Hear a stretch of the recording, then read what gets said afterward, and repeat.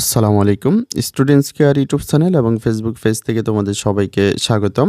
এই ভিডিওতে আমি তোমাদেরকে নবম শ্রেণীর বাংলা বার্ষিক পরীক্ষা ২০২৪ এর প্রস্তুতির জন্য একটি সাজেশন পর্ব নিয়ে হাজির হয়েছি। এই সাজেশনটিতে আমি তোমাদের নবম শ্রেণীর বাংলা বইয়ে বার্ষিক পরীক্ষার সিলেবাসে যে অধ্যায়গুলো রয়েছে তার প্রত্যেকটি অধ্যায়ের অধ্যায়ভিত্তিক সাজেশন শেয়ার করব।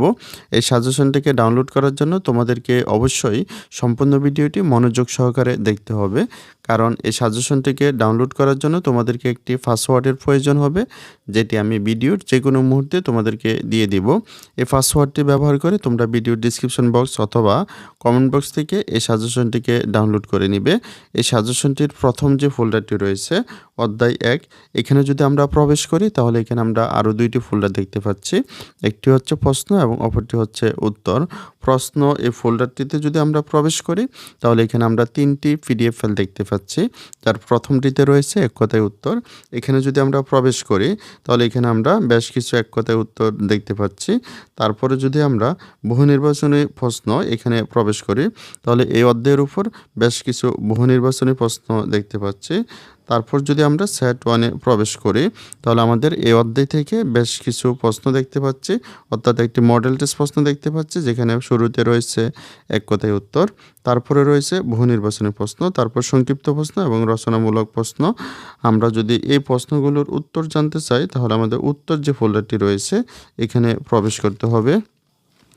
এই ফোল্ডারে আমরা 3টি পিডিএফ ফাইল দেখতে পাচ্ছি, যার শুরুতে রয়েছে উত্তরপত্র এক কথায় উত্তর, অর্থাৎ আমাদের এক কথায় উত্তর যে প্রশ্নটি ছিল সেই প্রত্যেকটা প্রশ্নের উত্তর কিন্তু এখানে দেওয়া রয়েছে।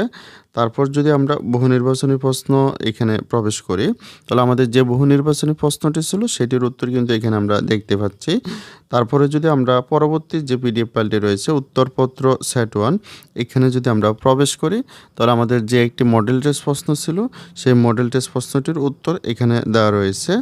তারপরে যদি আমরা অন্য একটি ফোল্ডারে প্রবেশ করি, অর্থাৎ তোমাদের বার্ষিক পরীক্ষার সিলেবাসে পরবর্তী যে অধ্যায়টি রয়েছে অধ্যায় 2, এখানে যদি আমরা প্রবেশ করি তাহলে এখানেও আমরা 2টি ফোল্ডার দেখতে পাচ্ছি।